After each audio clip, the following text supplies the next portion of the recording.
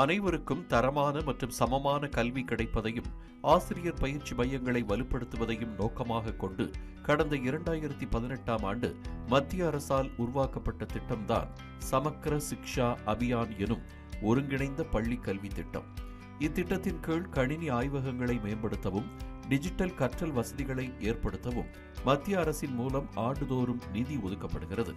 தனியார் பள்ளிகளுக்கு இணையாக அரசு பள்ளிகளின் தரத்தையும் உட்கட்டமைப்பு வசதியையும் மேம்படுத்துவதோடு கணினி அறிவியல் பயிற்சியையும் மாணவர்களுக்கு வழங்கும் நோக்கத்தில் மத்திய அரசு ஒதுக்கிய நிதியை பெற்றுள்ள தமிழக அரசு அதற்கான பயிற்சியாளர்களை நியமிக்கவில்லை என்ற புகார் எழுந்திருக்கிறது. நம்ம தமிழகத்தில் இருக்கக்கூடிய எல்லா அரசு பள்ளிகள்லையும் ஐசிடி எனப்படுகின்ற ஹைடெக் லேப் வந்து ஃபண்டு கொடுத்தது நம்ம சென்ட்ரல் கவர்மெண்ட்ல இருந்து சமக்கர சிக்ஷா அப்படின்ற ஒரு திட்டத்தின் அடிப்படையில் இந்தியா முழுவதும் இருக்கக்கூடிய அரசு பள்ளி மாணவர்களுக்கு, அதாவது கணினி துறையில் ஐசிடியில் வந்து அடுத்த கட்டத்துக்கு போகணும் அப்படின்றதுக்காக கொடுக்கப்பட்ட ஃபண்டு. 15ஆம் தேதி ஓப்பன் பண்ணிடுறாங்க அப்படின்னா அப்போ அதுக்கடுத்து அந்த குழந்தைங்களுக்கு வந்து சொல்லிக் கொடுக்கணும் இல்லையா? ஐசிடி, அதாவது கம்ப்யூட்டரை பற்றி, ஐசிடியை பற்றி, இன்ஃபர்மேஷன் அண்ட் கம்யூனிகேஷன் டெக்னாலஜி பற்றி, லாங்குவேஜஸ் பற்றி எல்லாமே சொல்லிக் கொடுக்கணும் இல்லையா? அப்படி சொல்லிக் கொடுக்கறதுக்கு அங்கே போதுமான கணினி அறிவியல் அறிவு இருக்கக்கூடிய ஆசிரியர்கள் இங்கே தமிழக அரசு பள்ளிகளில் இல்லை.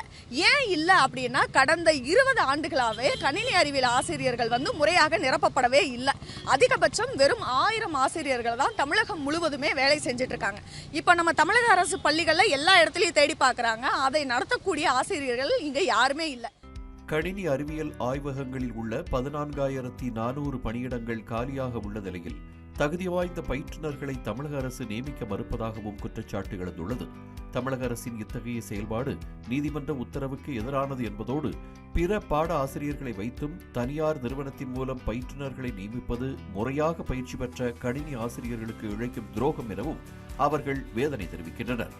ஜூலை 15ஆம் தேதி அனைத்து அரசு பள்ளிகளிலும் கணினி அறிவியல் ஆய்வகங்கள் திட்டத்தை தொடங்கி வைக்க தமிழக அரசு திட்டமிட்டிருக்கும் நிலையில் மத்திய அரசு வழங்கிய நிதியை தவறாக பயன்படுத்தி தனியார் நிறுவனத்தின் மூலம் ஆட்சேர்ப்பு நடத்தியிருப்பது பணிக்காக காத்திருக்கும் பல ஆயிரம் பட்டதாரி ஆசிரியர்கள் மத்தியில் கடும் கொந்தளிப்பை ஏற்படுத்தியிருக்கிறது.